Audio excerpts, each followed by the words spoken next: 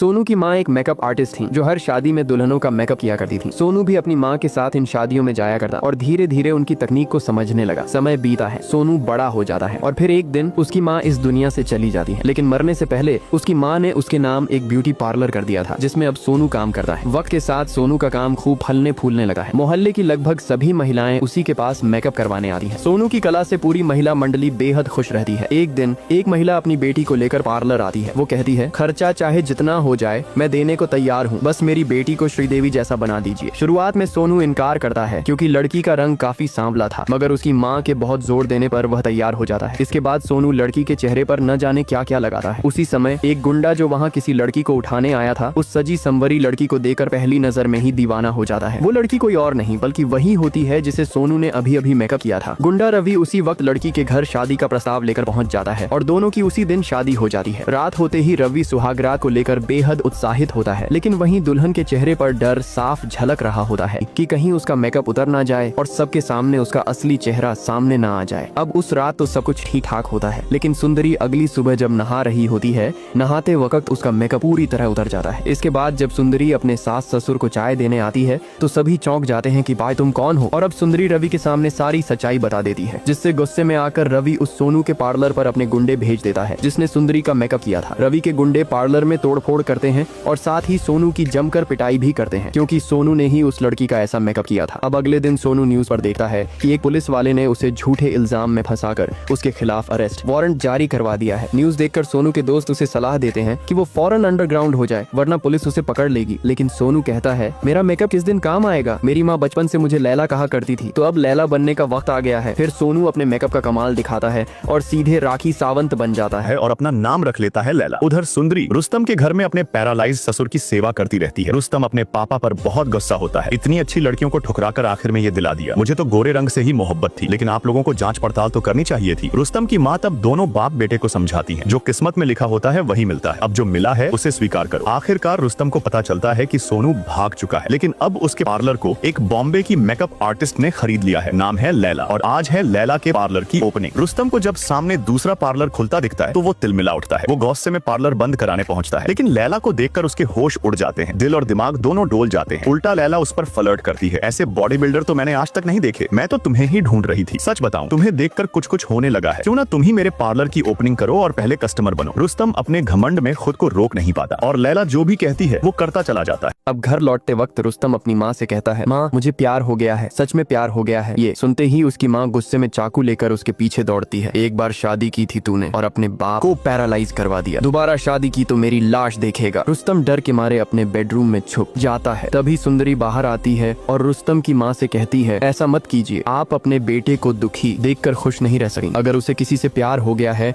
और वो शादी करना चाहता है तो कम से कम एक बार उस लड़की से मिलिए। दूसरी तरफ सोनू की वफादार ग्राहक औरतें अब बिना मेकअप के भूत बन चुकी हैं, लेकिन फिर भी लैला के पास मेकअप करवाने नहीं जाती क्योंकि उन्हें लगता है कि लैला तो बस साधारण मेकअप ही करती होगी। वो आपस में बात करती हैं, सोचो तो सही, सोनू ने ज्योति की मदद की थी, लेकिन जब सोनू मुश्किल में है तो ज्योति कहाँ छुपी हुई है? वो क्यों नहीं आकर सबको सच बता देती कि वो ओनेल कंपनी सोनू की नहीं बल्कि उसके पति नागराज की थी। इसी बीच इन महिलाओं के फोन पर एक मैसेज आता है, अगर तुम लोग सोनू से मिलना चाहती हो तो इस जगह आ जाओ। अब लैला अपना विग उतारता है और कहता है, मैं सोनू हूँ, और सोनू अपना सच इन सब औरतों के सामने रखता है। फिर सोनू कहता है, जब मैं छोटा था तब मेरे पापा शराब पीकर मम्मी को बहुत मारते थे और एक बार तो वो हमें छोड़कर कहीं चले गए, जिसकी वजह से हमें ही कमरे का किराया वगैरह देना पड़ता था, और एक दिन मालिक ने हमें घर से निकाल दिया। उसी दिन से मेरी मम्मी ने दिन रात एक कर दिया बिना अपनी परवाह की, और जो भी पैसे मम्मी ने कमाए उससे ये पार्लर खोल लिया। और एक दिन मेरी मम्मी पार्लर आई, कुर्सी पर बैठी और बोली, सोनू आज मेरा मेकअप तू करके दिखा। और मैं मम्मी का मेकअप करने लगा। मेकअप करने के बाद मैंने मम्मी को उठाया, लेकिन वो नहीं उठी। मैंने ठान लिया अब ये पार्लर मैं ही चलाऊंगा। इसके बाद सोनू अपने दोस्त के साथ पार्लर वापस जा रहा था, लेकिन रास्ते में चेकिंग के कारण एक पुलिस वाला सोनू की गाड़ी रोकता है और पुलिस वाला सोनू से ड्राइविंग लाइसेंस मांगता है। तब सोनू डर जाता है क्योंकि वो लैला के भेष में था और वो सोनू का ड्राइविंग लाइसेंस कैसे देता। फिर सोनू पुलिस ऑफिसर को कुछ पैसे देकर वहाँ से निकल जाता है। लैला अपनी गाड़ी से उतरती है और एसआई उसे देख पिघल जाता है। फिर वह लैला को अपनी गाड़ी में बैठाकर प्यार भरी बातें करने लगता है। कुछ देर बाद लैला रुस्तम को देखती है और एसआई की गाड़ी से उतरकर रोते हुए कहती है, मैं अपना लाइसेंस लाना भूल गई थी और ये एसआई तो मेरे साथ कुछ गलत करने के मूड में था। सुनते ही रुस्तम को गुस्सा आ जाता है और वह एसआई से लड़ने लगता है। तब रुस्तम खुद लैला को पार्लर तक छोड़ता है और कहता है अगर कुछ भी चाहिए हो तो बिना झिझक कॉल करना, और हाँ, कल मेरा बर्थडे है लैला, मैं तुम्हारा इंतजार करूंगा। लैला कहती है ठीक है, मैं आऊंगी। अगले दिन जैसे ही लैला रुस्तम की बर्थडे पार्टी में पहुंचती है, रुस्तम की माँ पहले लैला का चेहरा देखती है, लेकिन लैला का सच नहीं पकड़ में आता। इसके बाद लैला पार्टी में खूब मस्ती करती है और रुस्तम के साथ केक भी काटती है। वहीं सुंदरी जल भुन जाती है। इतने में कई गुंडे पार्टी में घुस आते हैं। रुस्तम का उनसे पुराना हिसाब बाकी था। गुंडे उसे मारने आए थे, लेकिन लैला बीच में फंस जाती है। गुंडे रुस्तम को पेड़ से बांध देते हैं और लैला के साथ बदतमीजी करने लगते हैं। तभी एक गुंडा लैला के नकली टमाटर देख लेता है। वह सबके सामने उसका सच बताने ही वाला था। तभी लैला सबको मारने लगती है। फिर भी एक गुंडा बच जाता है जो लैला को चाकू से मारने जाता है। तभी रुस्तम आकर चाकू पकड़ लेता है, जिससे उसका हाथ कट जाता है और खून लैला की मांग में लग जाता है। अब रात को सोनू की गर्लफ्रेंड सोनू से कहती है अपना ख्याल रखना, क्योंकि तुम बहुत रियल लगते हो, कहीं सच में लड़की मत बन जाना। फिर इन लोगों से बात सुनते हुए उसे पहला गुंडा देखता है और वो तुरंत रुस्तम को कॉल करके उसे बुलाता है लैला की सच्चाई बताने के लिए। लेकिन रुस्तम के आने से पहले लैला रोते हुए कहती है ये गुंडा तुम्हारे बारे में बहुत बुरा बोल रहा था, कह रहा था कि तुम मर्द नहीं रहे, अंदर से खोखले हो गए हो। इतने में गुंडा बोलता है अगर रुस्तम मुझे नहीं मानता तो इस लैला को ठीक से चेक कर लो। इसके बाद रुस्तम लैला के पास जाता है और उसे चेक करने की कोशिश करता है। इतने में लैला रुस्तम को किस कर देती है और रुस्तम का मूड अचानक बदल जाता है। फिर रुस्तम गुंडे को धमकी देता है अगर दोबारा मेरी लैला की तरफ देखा तो सोच लेना। अगले दिन लैला थाने जाती है और एसआई से बात करना शुरू करती है और कहती है उस दिन रुस्तम को देखकर मैं डर गई थी और मुझे नहीं पता मैंने आपसे क्या कह दिया था, और सच्चाई ये है कि मैं सबसे ज्यादा आपसे प्यार करती हूँ और हम बहुत जल्दी एक दूसरे से अलग होने वाले हैं, क्योंकि जो औरतें मेरे पार्लर में आती हैं वो हमेशा सोनू को बेगुनाह साबित करने की कोशिश करती हैं। उन्हें भी पता है कि नागराज और उसकी बीवी ने सोनू को झूठे केस में फंसाया। पुलिस को लैला की ये प्लानिंग बहुत पसंद आती। अब लैला हैरान होकर अपना वेडिंग कार्ड देखती है और सोचती है रुस्तम से छुटकारा कैसे पाए। फिर लैला रुस्तम को रात में कहीं मिलने के लिए बुलाती है। रुस्तम आता है लेकिन वहाँ कोई नहीं होता। तभी एक औरत आती है और सीधे रुस्तम को गले लगा लेती है और फिर वहाँ लैला आ जाती है। ये देखकर लैला रुस्तम से कहती है अच्छा तुम मुझे धोखा देने की कोशिश कर रहे हो, अब तुम मुझसे कभी मत मिलना और मैं भी तुमसे बात नहीं करूंगी, और अगर तुम मुझसे मिलने की कोशिश करोगे तो मैं मर जाऊंगी। इसके बाद रुस्तम रोते हुए अपने घर आता है और अपनी पत्नी से कहता है लैला अब मुझे गलत समझ रही है, लेकिन मैंने उसे धोखा नहीं दिया। तब सुंदरी रुस्तम से कहती है कोई बात नहीं, अगर लैला तुमसे प्यार करती है तो वो जल्द ही ये समझ जाएगी। इसके बाद रुस्तम अगले दिन लैला के पार्लर जाता है और दिखाता है कि उसके सीने में लैला के नाम का टैटू है और कहता है हमारी शादी रविवार को हो रही है तो प्लीज अब मान जाओ, मैं तुमसे माफी मांगता हूँ। लेकिन लैला कहती है अब मैं तुम्हारी कोई बात नहीं सुनूंगी। अच्छा हुआ एसआई आ गया, वरना मैं डिप्रेशन में चली जाती। ये सुनकर रुस्तम को एसआई से जलन होती है कि ये एसआई मेरी मोहब्बत के बीच में क्यों आ रहा। उसी रात लैला नागराज के साथ एक ढाबे पर बैठी थी। उधर एसआई के सारे आदमी सोनू के आने का इंतजार कर रहे थे, पर सोनू नहीं आता। लेकिन जो भी औरतें सोनू के पार्लर में आती हैं, वो सब बस से यहाँ आती हैं। तभी अचानक वहाँ धुआं हो जाता है। फिर किसी ने लैला और नागराज को वहाँ से किडनैप कर लिया। लैला के किडनैप होने के बाद एसआई अचानक घबराता है और हंगामा करने लगता है, जिसके बाद एसआई और रुस्तम लैला को अपनी ओर खींचने लगते हैं और इस खींचतान में लैला की नकली बालों वाली विग निकलकर एक खंभे पर लटक जाती है और वो उसे लेने का बहुत कोशिश करती है। अब रुस्तम और एसआई दोनों लैला को अपनी तरफ खींचते हैं और इसी वजह से लैला का नकली बालों वाला विग निकलकर खंभे पर लटक जाता है। फिर वो गुंडा आकर एसआई और रुस्तम से कहता है लो अब मिल गया सबूत। तब तक लैला फिर से विग पहन लेती है, लेकिन उसके नकली गेंद नीचे गिर जाते हैं और एसआई उन बॉल पर पांव रख देता है और कहता है मैंने तो तेरी फोटो अपने रिश्तेदारों को शादी के लिए दिखाई थी। वहीं रुस्तम अचानक टूट जाता है और कहता है हर बार मेरे साथ ही धोखा क्यों होता है। फिर सोनू कहता है तू तो मेरी प्लानिंग में था ही नहीं। ये सुनकर रुस्तम घर जाकर आत्महत्या करने वाला होता है। तभी उसकी पत्नी सुंदरी आती है और उसे रोकती है और समझाती है। फिर सुंदरी उल्टी करने लगती है और सुंदरी की सास समझ जाती है अब इस घर में खुशी आने वाली है। तो रुस्तम की माँ रुस्तम से कहती है अब तू दोबारा कभी शादी नहीं करेगा। अगले दिन सोनू कोर्ट में अपनी बेगुनाही साबित करता है, लेकिन कोई उस पर विश्वास नहीं करता क्योंकि सोनू के पास कोई सबूत नहीं होता। लेकिन तभी कोर्ट का एक वकील उठता है। एसआई के काले कारनामे यानी रिश्वतखोरी और नागराज के साथ मिलकर सोनू को झूठे केस में फंसाने की बात सबूतों के साथ बताता है, जिसके बाद कोर्ट में सोनू बेकसूर साबित हो जाता है और वो फिर से अपना पार्लर शुरू करता है। अब ये कहानी यहीं खत्म होती है।